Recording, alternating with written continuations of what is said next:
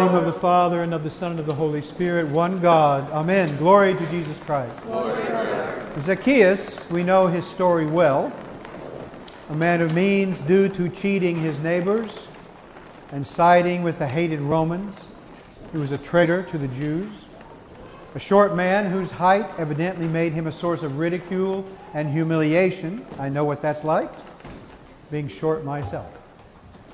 Not that most people in those days were very tall, mind you. He was a pariah among the people, and yet a man who wore his dubious honor like a badge. That is, until Jesus came to Jericho. For whatever reason, in the mystery of this man's life, that day he put everything on the line and climbed a tree to see the Lord pass by. His pride, his notoriety, all those things that would have kept him bound to his unhappy life, Zacchaeus put aside in order to catch a glimpse of him. Of course, Zacchaeus did not know what Jesus was going to do. His motive was simple. He simply wanted to see him. And that is what caught the attention of the Lord, who then called him down from the tree, invited himself over for lunch, and brought salvation to the house of Zacchaeus. There was something about him that attracted Jesus. Maybe many things, but one of them was this. Of all the people in that crowd, Zacchaeus was the one who took the greatest risk. One can imagine the rain of insults that fell on him from the crowd as he shimmied up that sycamore tree. I can almost see Zacchaeus focused so intently that nothing else seemed important at the moment. Nothing more than seeing Jesus. The point of this short sermon, short because this is the day of the annual meeting, is this.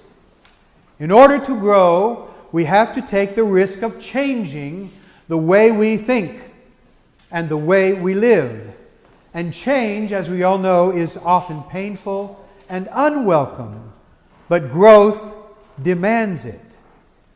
Change is the heart of what the word repentance means, a change of mind. The life of a Christian is a life of perpetual and infinite change. I always preach about what is happening in my own life. And this week, two quotes that I love very much have bookended the experience that I'm having this week. I have to thank for this change not only God, but people like that, my wife, and my family, and my friends, and particularly a lot of those prisoners I work with every week. The ones both inside and outside the prison. You see, relationships are vital to growth. We can't really grow without them. We are not alone. If we are open, God will provide what and who we need every step of the way. So here's one of those quotes from Jack Kornfield. Here we go. Quote, "Often we give so much attention to our protective layers of fear, depression, confusion, and aggression that we forget who we really are." End quote. So had Zacchaeus not put those layers aside, for that moment, he would never have had the transformative experience we read about in today's gospel. So what was that experience? Jesus introduced him to his authentic self, and the result was profound repentance, growth, and change. The second quote is this marvelous one, which will not be new to many of you who have listened to me preach now and then.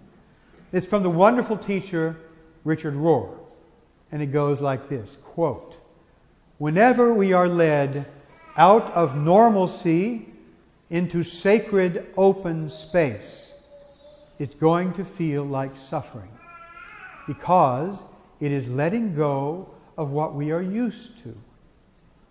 This is always painful at some level, but part of us has to die if we are ever to grow larger. If we're not willing to let go and die to our small, false self, we won't enter into any new or sacred place." End quote. The small self he refers to is our selfish and egocentric self, our fearful and defensive selves. One teacher said it like this: no self, no problem. The one that blinds us from seeing the damage is this small self, the damage we do to ourselves when we forget who we really are. This is precisely what we see Zacchaeus shedding like a serpent sheds its skin. When I went to Korea for a summer of mission work in graduate school, I got sick and lost over 30 pounds in 2 months. I literally did not see it. Even though my clothes did not fit and everyone else noticed, I couldn't see what had happened to me. But my mother did. And when I got back home and she looked at me, she screamed. I looked like a skeleton. We need people to show us what's going on. And I'm grateful to the people in my life who are showing me what's going on. We need other people, and we need to listen to them, because blindness can be so complete that we might not even notice when our clothes are falling off.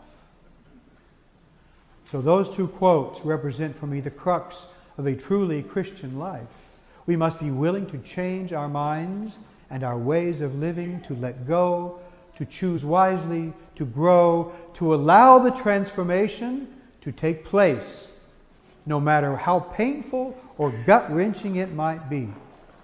On the other side, of course, is happiness and joy. And then always comes more change. For as we know, our vocation is to grow forever and ever into the very likeness of God. And there is no end to the growth that implies. In the name of the Father, and the Son, and the Holy Spirit. Amen.